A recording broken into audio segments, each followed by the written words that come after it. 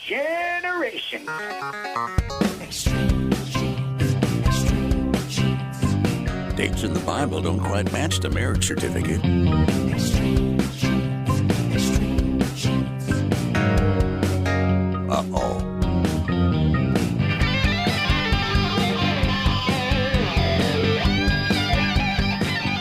And welcome to America's Family History Show, Extreme Genes and ExtremeGenes.com. My name is Fisher. I am your radio root sleuth on the program where we shake your family tree and watch the nuts fall out. And it's great to have you along. If you're new to the show, of course, we love to share expert advice on how to find your ancestors and learn their stories.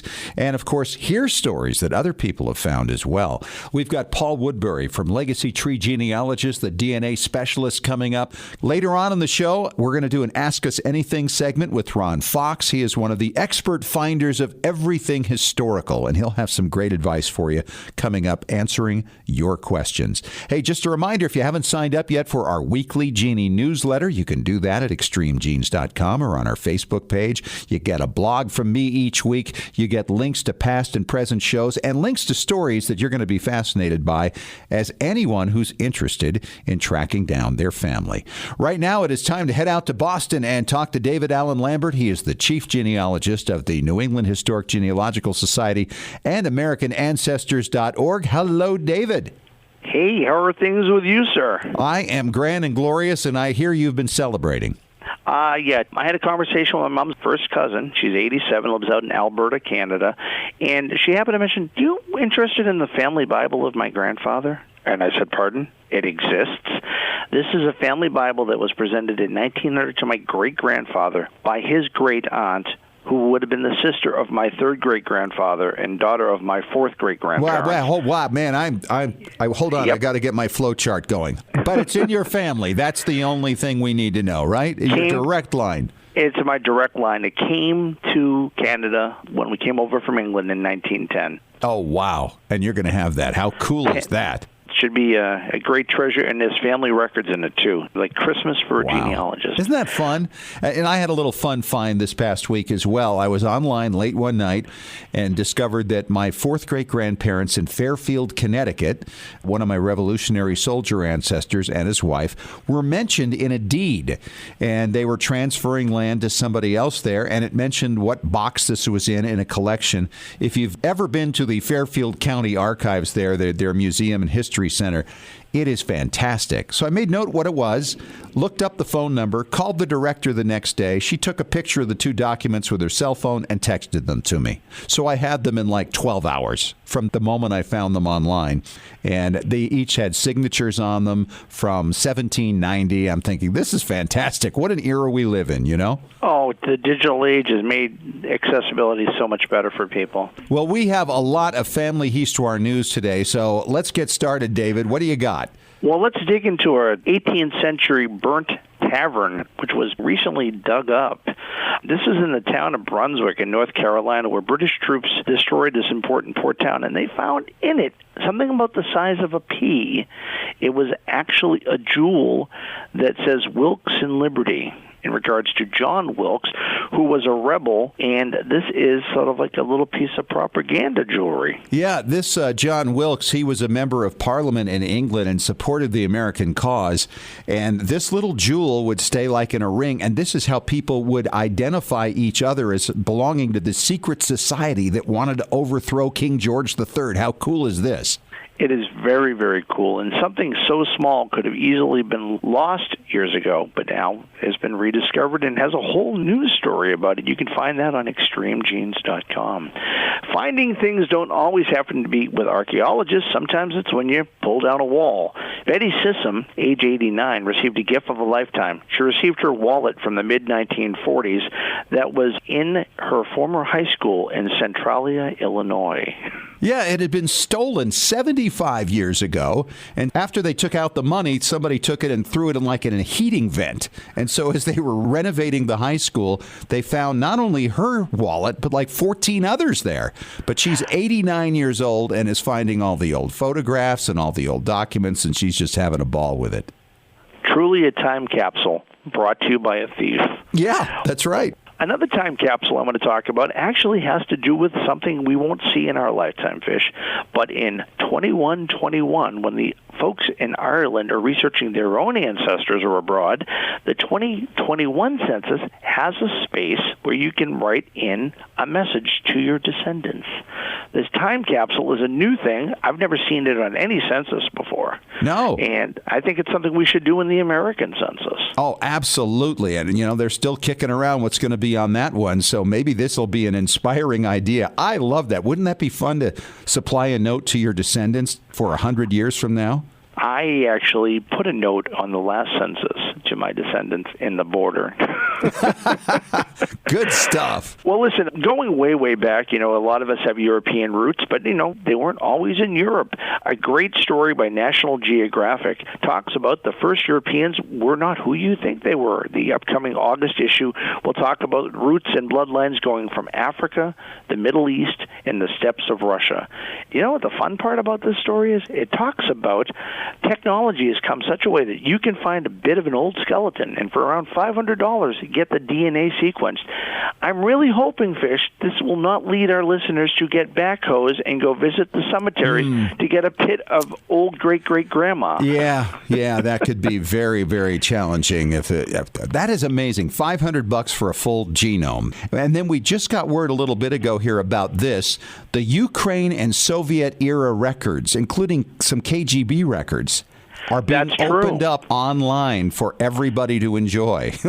Yeah, and that's another story you'll be able to find on extremegenes.com. Yeah. So if you have Russian ancestry, this is opportunity to find out what happened to people. Exactly. That's about all I have from this week, but just remember, if you're not a member of American Ancestors, you can be a member. Go online and save $20 by using the coupon code EXTREME. All right. Thank you so much, David. We will talk to you again next week. And coming up next, we're talking DNA with Paul Woodbury, the DNA specialist from our friends at Legacy Tree Genealogist. And we're going to really try to keep it kind of basic here and talk about those matches who aren't really matches. It's all coming up in 2 segments starting in 3 minutes on Extreme Genes, America's Family History Show.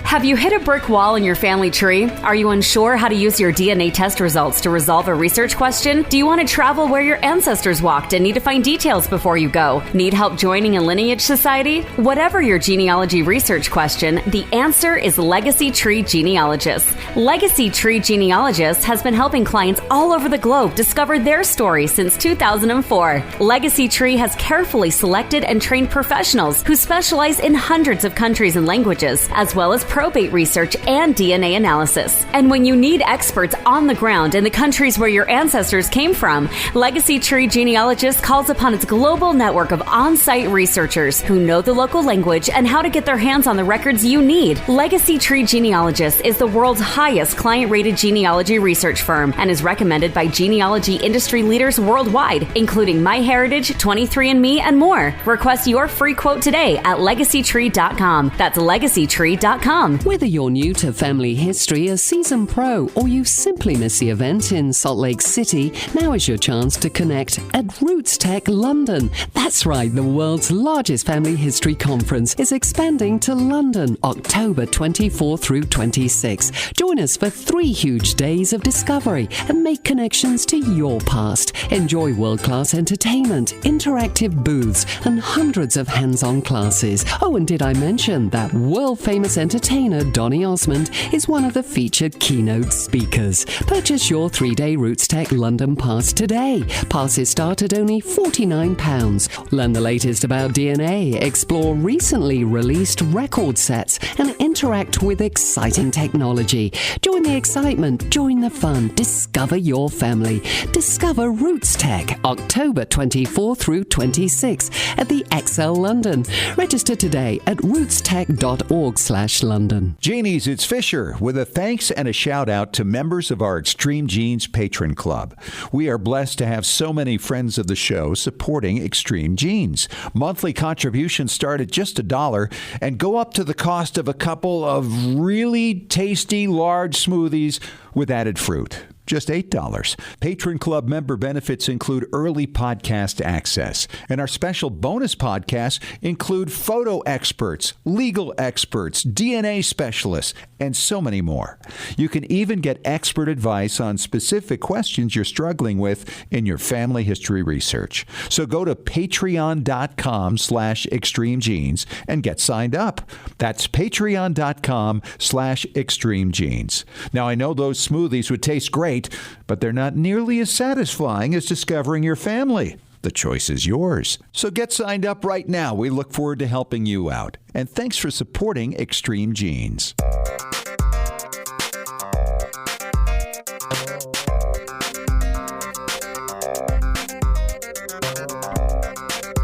And welcome back to America's Family History Show, Extreme Genes and ExtremeGenes.com. Fisher here, your radio root sleuth. Very happy once again to have my friend Paul Woodbury back on the show. He is a DNA specialist with Legacy Tree Genealogist. And Paul, great to have you back. Thanks for having me, Fish. Thought we'd give a little fundamental lesson today talking about DNA for people who are just getting into it. And this is really interesting to me because I find that in my experience, 90 to 95% of my matches have got on there with no tree, suggesting what they're really looking for when they do their test is their ethnicity results. They want to know where they're coming from, what their results are, what percent come from Ireland, and what percent comes from France. So anybody who's listening right now who hasn't tested and you're thinking, hey, I want to do my DNA test, we understand that may be all you're looking for. But in the process of doing that, you're going to run into some things that could actually change your life potentially. Right, Paul? Absolutely. And this topic's interesting to me because when I tell people that I work as a genetic genealogist, the first thing they say is often, oh, like those commercials on TV, you know, the ethnicity things. Yeah. And I say, yeah, exactly. And they say, well, what do you do with that? And I say, well, I help to identify people's biological parents. I help adoptees. I help, solve historic research questions about who great-grandpa's parents were. Right. And they kind of look at me and they say, how do you do that with those ethnicity results? How do you get from ethnicity to figuring out an actual person? And the answer is that, well, yes, we use the ethnicity for broad context, but there's a whole other process that we actually go through in using those genetic cousins to really make some fascinating discoveries about a person's family tree. Yeah, and recently I had that myself where a friend of mine, a longtime friend, she called me and said, hey, I did the DNA test. I wanted to see my ethnicity, and now I have a half aunt and a half cousin. Can you come over here? And I said, yeah, let's take a look at that. And it didn't take too long. We figured out that her grandfather had fathered a child back in the 30s. And they now have had a little reunion. And this woman who is in her 80s has met her half sisters. And it's been a really fabulous thing, but completely unexpected. And so for those of you who are intentionally taking DNA tests to try to figure out some of the answers of your ancestry, we thought we'd go through the basics of how this thing works with Paul today. And Paul, where would you start? So in an adoption case or for an unknown parentage case, a situation where you have a very recent ancestor who is unknown, whether that be a parent, both parents, or a grandparent, you are going to probably be using most of those genetic cousins in your DNA match list to figure out how they're related to each other and how you fit into their family tree. Mm-hmm. And that's fairly straightforward, but it gets a little bit more difficult the further we get back. Sure. When you're dealing with a case that's your immediate family, every one of your matches is going to be pertinent in helping you to find clues and piece that puzzle together. Yeah, that makes sense. Now, the one thing about this, though, I'm sure the question a lot of people will ask is when they get their results, they see hundreds, sometimes more than 1,000 matches back there. How far back are the matches still relevant to your quest for something within the last 3 or 4 generations? So in your quest for something within the last 3 or 4 generations, I typically focus on those that share a larger amount of DNA, those sharing more than about 20 centimorgans of DNA. Now, typically, if you are from the United States, for example, you're going to have a lot of matches closer than that. And so I prioritize matches based on the total amount of DNA that they share, and that's measured in centimorgans. And I think that we talked about that previously on the show. But you're going to want to focus on those closest matches first, and then move down and dip down into some of the more distant matches. And as you move down the list, that will hopefully help you to prioritize the ones that are going to be most pertinent, and hopefully you'll be able to solve your case before you have to dig into the weeds, where there are some cases where we might not have matches that are true matches that are pertinent to your research question. You know, this is the thing. I think a lot of people listen to this who have never done DNA before, and their eyes cross and their hair falls out when they hear about all this because it sounds complicated. First of all, it's really fun. It's like putting a puzzle together. And if you find that, okay, I have this person who is a match to me, and we're sharing a match with this unknown person, now you know, well, potentially which side of the family that unknown person comes from. And how they relate to your match and how they relate to you can help be a part of that puzzle in assembling just where you all tie in and maybe where these birth connections come from. Absolutely. And, you know, I've often thought as I've been engaging in genetic genealogy research, particularly for these autosomal DNA match lists, how much it reminds me of when I was a kid and I loved those logic puzzles. Yeah. And I loved those Sudoku puzzles and kind of working through, okay, based on the logic of who is matching who, how do they fit into the family tree? And it really is a puzzle, it's a game, and it's really fun. Yeah, that's the bottom line. And so for people who are sitting there thinking, oh, this is so scientific and I never did well in science in school, you don't need any scientific knowledge. You just need to understand what some of the rules of the game are. One is, as you mentioned, measuring centimorgans. That's kind of the measuring stick for matching DNA. In other words, how much DNA do you share with somebody you match to? And then what does that mean? How does that translate? So what do you use for that, Paul? So when I am looking at how much DNA a person shares with me or with a client, I look at those centimorgans and I take that total and I bring it over to a calculator that's available at DNApainter.com, and you just type that in and it pops out a set of probabilities for different levels of relationships. You can say, I'm going to type in, oh, this person shares 120 centimorgans with me, and it's going to tell you this person's most likely related as a second cousin once removed, a second cousin, or a third cousin, somewhere in that range. Mm-hmm. Okay? It gives you a variety of different potential relationships because, as we've talked about, everybody inherits differently.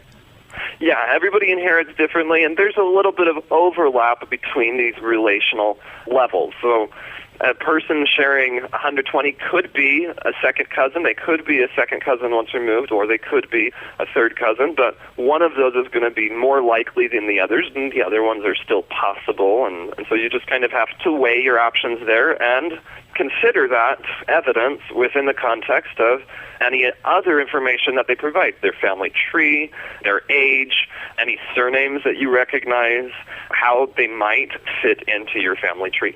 Well, and you have to consider, as you mentioned, the age there, the fact that somebody could be from a generation before you or a generation after you, and that can affect what that relationship ultimately is as you try to, put this whole puzzle together. Exactly. And so you start with that. The next thing that I often will pursue is I begin to look at the relationships between my genetic cousins. I'm looking for how my genetic cousins are related to each other. And that is a key step in helping you to isolate the genetic cousins that are pertinent for your particular question. Because you go into your match list, if you're an adoptee or you're looking for a recent parent, everyone's going to be pertinent. But if you get a little further back, let's say we're trying to figure out who the parents of great-great-grandpa John are. Only a portion of your match list, only a portion of your genetic cousins are going to be related through great-great-grandpa John and through his unknown parents. And so your first task is to figure out who are those genetic cousins who are likely related through the ancestors of great-great-grandpa John. Yeah, this is where it starts getting a little more difficult because you're much further back. Yeah. And so, in an adoption case, everything's pertinent. You're using your own DNA, and everyone is going to give you clues about your ancestry. But in this case, I only got maybe 6% of my DNA from great-great-grandpa John. And so I'm trying to use 6% of somebody's DNA to figure out who their parents are.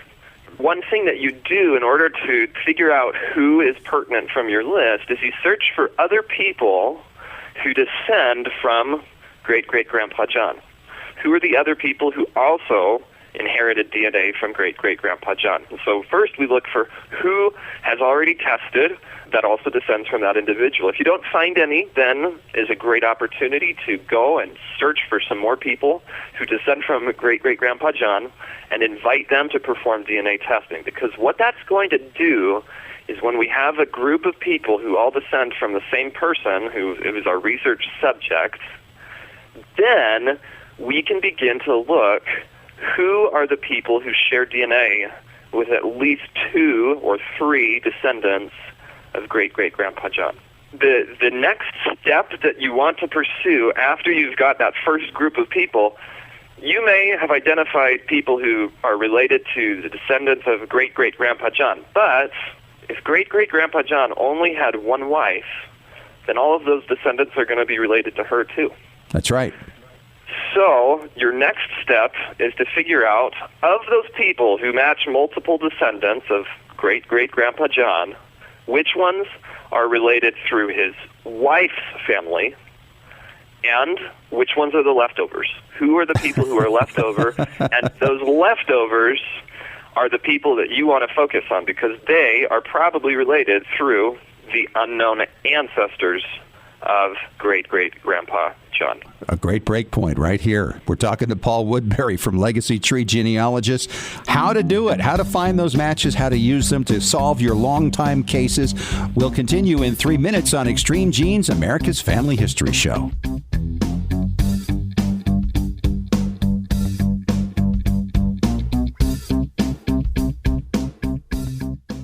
Looking for an easy way to show off your family history and share it with your family? Family Chartmasters offers beautiful custom pedigree art pieces and inexpensive family reunion draft charts in any design or size that fits your needs. With a free consultation at FamilyChartmasters.com, you can get started creating a new family masterpiece. Family Chartmasters has over 11 years of experience in creating and printing family charts. They can print any style genealogy chart from any genealogy file and can create exactly what you're looking for. You'll work with a specialized and talented consultant whose goal is to make you happy. Decorative charts make fantastic gifts for all occasions. And with Family Chartmasters' option of ordering duplicate charts at half price along with your original purchase at full price, you can afford to give a family heirloom to each member of your family.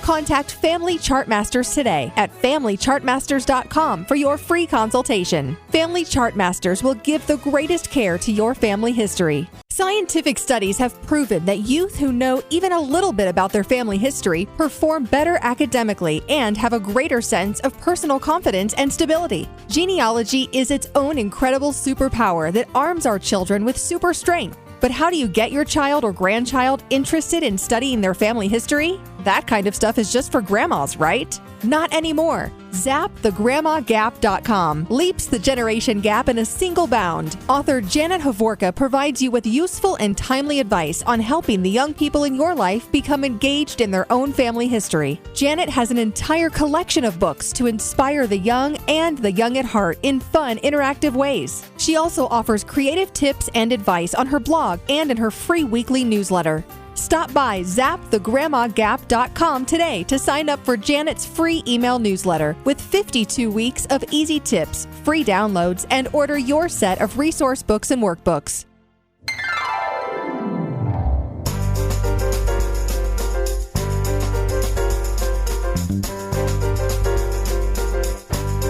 We are back on Extreme Genes, America's Family History Show, and ExtremeGenes.com. I'm Fisher, talking to Paul Woodbury. He is a DNA specialist with Legacy Tree Genealogist, and we're talking about the fun of putting the puzzle together and figuring out who are Grandpa's parents, who are the great-grandparents' parents, and how far back can you go? I've gotten various opinions from experts over time. Paul, how far back do you think autosomal can solve a parentage problem? So the further you go back in time, the more difficult it becomes. Yep. Certainly. But I have found that I've been able to use autosomal DNA to find evidence, at least, of proposed relationships. I don't know that I would say that we've proven them, but we've got really strong evidence for those relationships. And I've had some in the 1750s. I just recently had one where we were finding some genetic evidence for proposed relationships in the 1650s. Wow. I did not expect that answer. Yeah, so certainly the further you go back in time, the more careful you have to be, because we have lots of ancestors at that level. In this case, with the 1650s, the client actually descended from that ancestral couple, I think, 5 different times through his ancestors. So he had lots and lots of chances to get DNA from those ancestors. Mm-hmm. So that may have contributed to why we were able to use it back that far. But as you're back that far, it's important to consider all of the ancestral lines for the matches that you're comparing against, and to make sure that there's no other potential ways that you could be related to those people through other lines. Okay, I want to talk about this question, and I think even for those people who are very familiar with DNA research, this comes up. When is a match not a match? And this has to do with identifying matches as either identical by descent, which is most matches, and those that are what they call identical by state. And that means that basically it's just a coincidence that you happen to share a certain amount of DNA that looks the same, or it just goes from way back, and you had some complicated explanation of it. But how many matches can you expect are identical by state, or basically a coincidence? So certainly we begin to see some matches that are identical by state or just by coincidence from very, very distant ancestry outside of genealogical time frames, when they are sharing on a single segment that is quite small, I'd say under 10 centimorgans typically, although I have heard of instances where it's possible to have matches who are showing up with much more DNA that are also identical by state. So you want to be careful putting down a hard and fast rule and saying anything lower than this is false and anything higher is good. Certainly anything over about 40 centimorgans is going to be a true match, and in most cases down to 20 and 15 centimorgans, we're dealing with real matches who share DNA with you because they have a recent common ancestor with you. Okay. Matches who are identical by descent. But anything lower than that, we enter into the realm of being very distant related, just sharing a common population history, and being quite distantly related. You know, it's interesting you say that, because I once had somebody tell me, yeah, I had a first cousin match, and we couldn't figure out where we came together. And I just told him, oh, it was a mistake. You know, here's the bottom line. There's no mistake at the first cousin level. Agreed? There's no mistake at the second cousin level, or the third, or the fourth generally, right, Paul?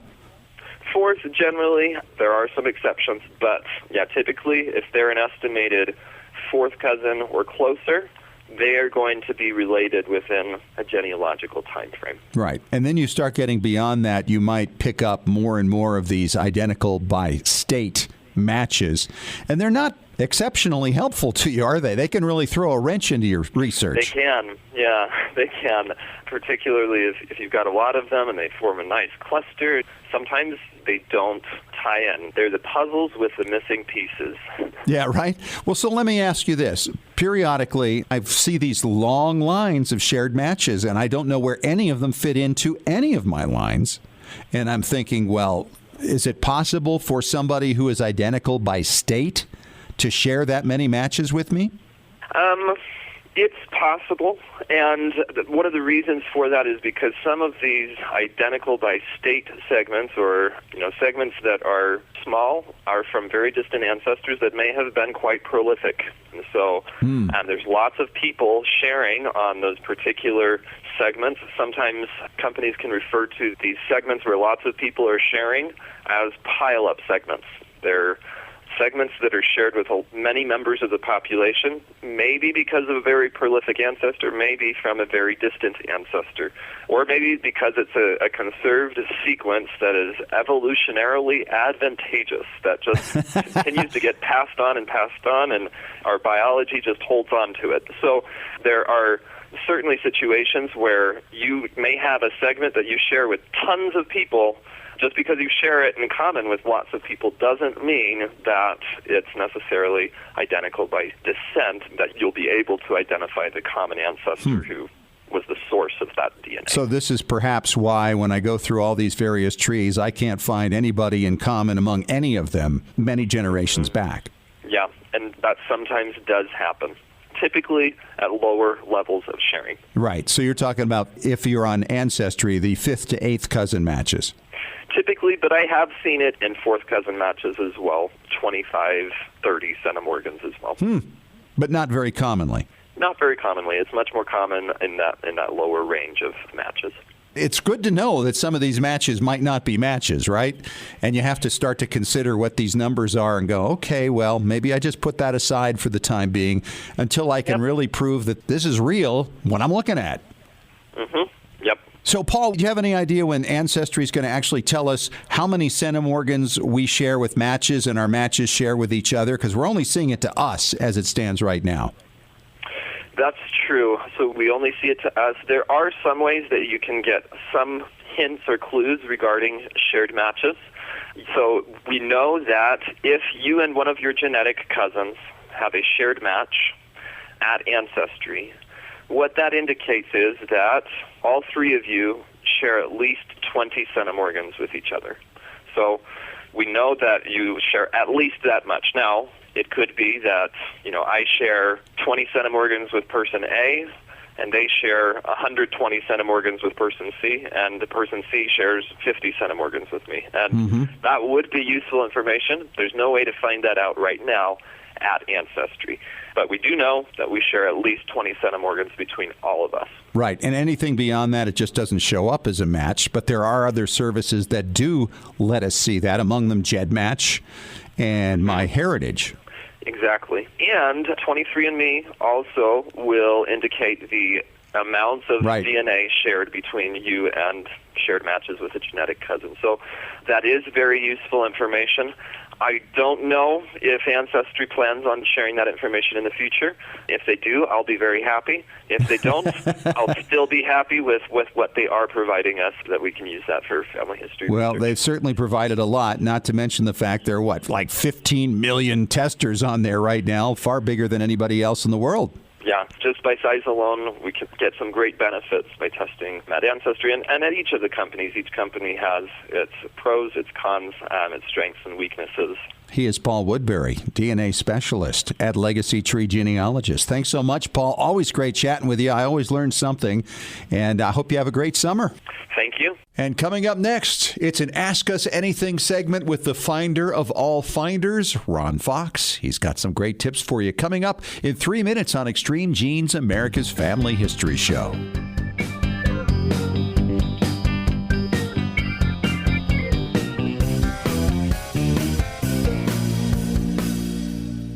Whether you're new to family history, a seasoned pro, or you simply miss the event in Salt Lake City, now is your chance to connect at Roots Tech London. That's right, the world's largest family history conference is expanding to London, October 24 through 26. Join us for 3 huge days of discovery and make connections to your past. Enjoy world-class entertainment, interactive booths, and hundreds of hands-on classes. Oh, and did I mention that world-famous entertainer Donny Osmond is one of the featured keynote speakers. Purchase your 3-day Roots Tech London pass today. Passes start at only £49. Learn the latest about DNA, explore recently released record sets, and interact with exciting technology. Join the excitement, join the fun, discover your family.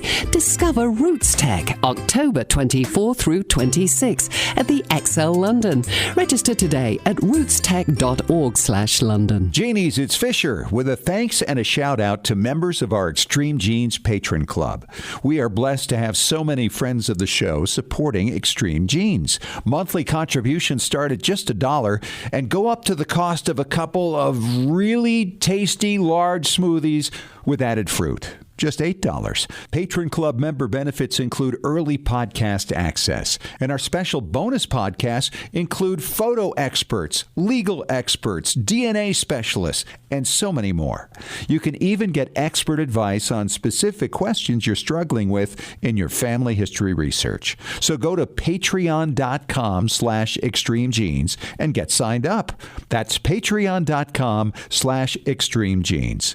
Now, I know those smoothies would taste great, but they're not nearly as satisfying as discovering your family. The choice is yours. So get signed up right now. We look forward to helping you out. And thanks for supporting Extreme Genes. Have you hit a brick wall in your family tree? Are you unsure how to use your DNA test results to resolve a research question? Do you want to travel where your ancestors walked and need to find details before you go? Need help joining a lineage society? Whatever your genealogy research question, the answer is Legacy Tree Genealogist. Legacy Tree Genealogist has been helping clients all over the globe discover their story since 2004. Legacy Tree has carefully selected and trained professionals who specialize in hundreds of countries and languages, as well as probate research and DNA analysis. And when you need experts on the ground in the countries where your ancestors came from, Legacy Tree Genealogist calls upon its global network of on-site researchers who know the local language and how to get their hands on the records you need. Legacy Tree Genealogist is the world's highest client-rated genealogy research firm and is recommended by genealogy industry leaders worldwide, including MyHeritage, 23andMe, and more. Request your free quote today at legacytree.com. That's legacytree.com.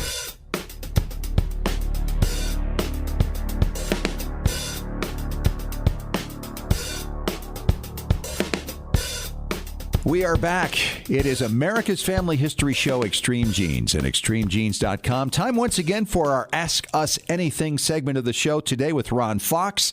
He is, in my mind, the finder of all finders because Ron not only does great genealogy, but he loves to track down objects that he learns about. You know, where have they gone since 150 years ago or 200 years ago or 100 years ago? And he's had amazing experiences with this in discovering them, not only for his own family, but for others and also for business. And Ron, it's great to have you back. Thank you, Scott. And we have a question here from Patricia in Denver. She asks, how do you use local universities to track down photographs? Well, local universities are great repositories. Colleges, universities, they will have, for example, the local university here has some 2 million photographs in it. And a lot of the problem sometimes is getting them cataloged properly. Yeah. But the fact of the matter is they have them. And you can go and search family names on universities, and you'll find their papers will be there. And you'll find that with the papers will be photographs, and many times they'll keep them together, but they haven't organized them yet. But most universities in that are going through and scanning most all of their documents and their photographs, but they prioritize them from the standpoint of, you know, the earlier stuff first, and secondarily they'll go for architectural photos of homes, houses, downtowns, buildings. But it's all very helpful because you can piece things together, and you can make amazing finds in these university collections. There's one that I'm familiar with that was a manager of a major theater in a town. And every artist that came in to perform, he had every one of their photographs autographed. You know, anybody who was in the theatrical era that actually traveled, this guy probably has a photograph of your great-grandfather in this collection. So, you know, you never know what you're going to find. Well, you know, this is very interesting you mentioned that because I know David Lambert has talked about the fact that he went into an archive once and found that there was a collection. He thought it was a poor collection. In other words, a collection of poor families, those who were destitute. No, it was the Poor Family, Poor, and that was their family name. And so it was misfiled, and when he got into this thing, he actually found one of his ancestors' diaries talking about the battle he was just in the Revolutionary War. And, that was not cataloged correctly. It was hidden as a result of that. So it really makes a big difference if you can get in and look into some of these things, because there's often more than is just catalog, right? Absolutely. The thing is, people donate large groups of materials to universities and colleges, and those have to go through a process of sifting, from the standpoint of importance.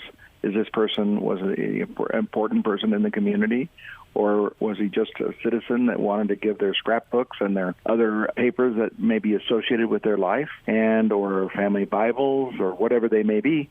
But then they have to catalog them, and that takes a long process. And sometimes, you can find things also through looking through geographic sites in the university where they have groups from certain small communities that they would have them collected as a community. And what's so wonderful about today is everything is online.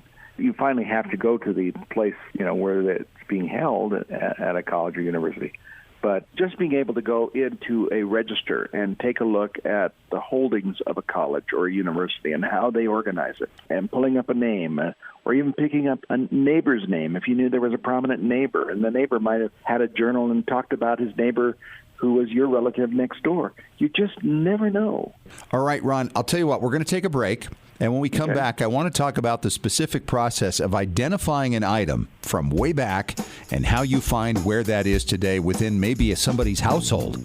We'll get to that when we return in 3 minutes on Extreme Genes, America's Family History Show.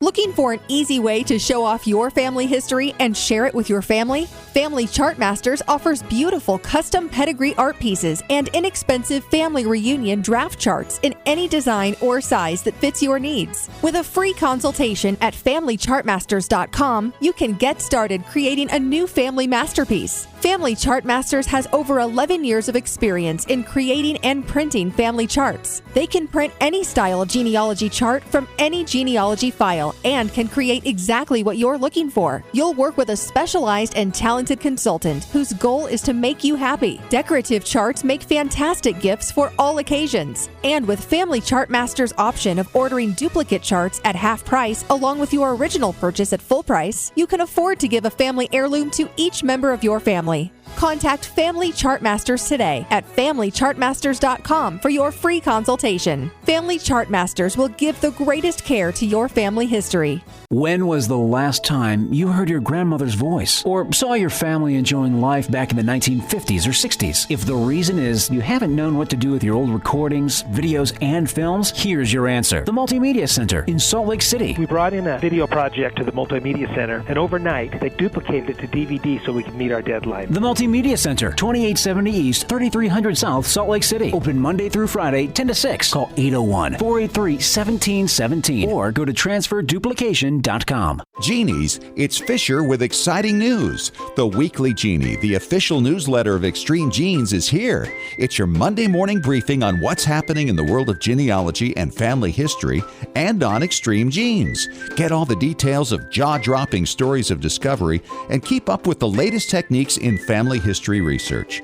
Get to know more about your favorite Extreme Genes personalities. And it's free. Sign up for the Weekly Genie now at extremegenes.com or the Extreme Genes Facebook page. And when you do, you'll receive David Allen Lambert's Top 10 Tips for Beginning Genealogists from the Chief Genealogist of the New England Historic Genealogical Society. Sign up today for the Weekly Genie.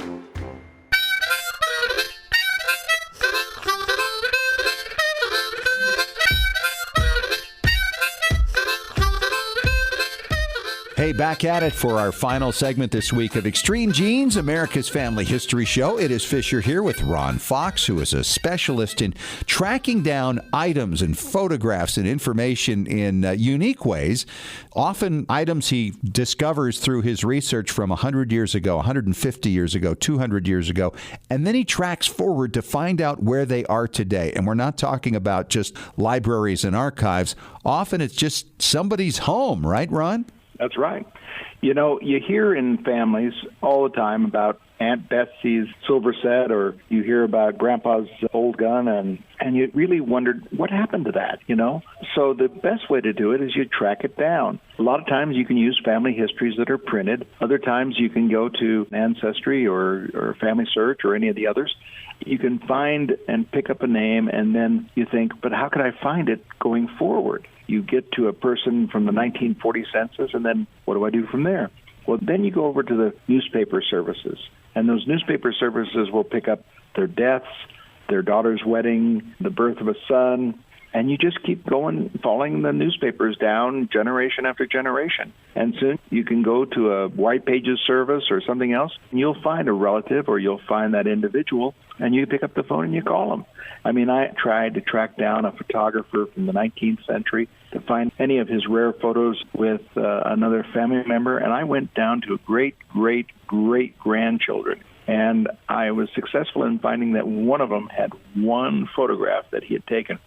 It was surprising to me that there were not more photographs out there that he had taken during his lifetime. So something happened to him. Sure. I personally had a thing where I found an 1820 Kentucky long rifle that was owned by my great-grandfather, and I traced it down, doing each line. It took probably a week to do, but it was well worth it. Took a week. And now it sits in my home. Yeah. So how did you know that the rifle existed in the first place? Just by a mention in a journal about great-grandfather had kept his rifle, and now another member of the family had owned it. And this was a journal note from like 1958 or something like that. And so I had to go find their children and their grandchildren, and I found it. This is one thing I can tell you about families. They will keep things that are important to their family, and they may not look at them very often, but it may be in a box, or it may be in a trunk, or it may be something, and it gets taken from generation to generation to these homes, and they're just looking for somebody who would ask for something. If the person really just appreciates that item, the likelihood of them just giving it to you or selling it to you is very great. Yeah, absolutely. And, you know, I know what you're talking about because I remember reading in an application by my father's second cousin. He wanted to join the Sons of the American Revolution back around 1919, 1920. And he referenced in there his sources for his application for his family lines back to the ancestor was a couple of family Bibles. And he mentioned who was in possession of that at that time, and that was his aunt. Well, I was in touch with her grandson, who only passed away in 2013. And as it turned out, he had those Bible records, and I was able to obtain them after his passing. It's unbelievable once you're able to kind of narrow down where these things could go, how you could actually learn about some item from back in the day and then find where they are today and obtain them. It's unbelievable. It is. And of course, the more prominent the person is, the more likely that they were kept. Right. Ron, thank you so much. We appreciate having you on the show, and you've, I'm sure, inspired a lot of people with this, and you've got my juices flowing again to find some stuff. So thank you so much. We'll talk to you again soon. Very good. Thank you. All right. That's a wrap on this week's show. Thanks so much for joining us, Genies. And we will catch up with you again next week. Hey, don't forget to join our Patrons Club, will you? We have all kinds of great benefits for you, including bonus podcasts. We're going to be talking about the Homestead Act and the records that has generated over the centuries on the bonus podcast this week. So check it out. Talk to you again next week. Thanks for joining us. And remember, as far as everyone knows, we're a nice, normal family.